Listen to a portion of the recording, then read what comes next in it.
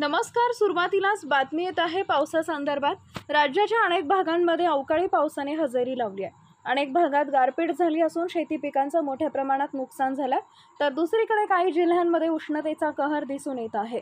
आज राज्यात संमिश्र वातावरण असण्याची शक्यता आहे. काही जिल्ह्यांमध्ये तीव्र उष्णतेची लाट झाली आहे. काही ठिकाणी पाऊस हजेरी लावणार आहे. यासाठी आज अनेक जिल्ह्यांमध्ये हवामान विभागाने येलो अलर्ट जारी केला आहे. कोकण, मध्य महाराष्ट्र, मराठवाडा आणि विदर्भाच्या काही जिल्ह्यांमध्ये वादळी वाऱ्यासह 30 ते 40 किलोमीटर प्रति तास वेग, हलका ते मध्यम पावसाची शक्यता आहे.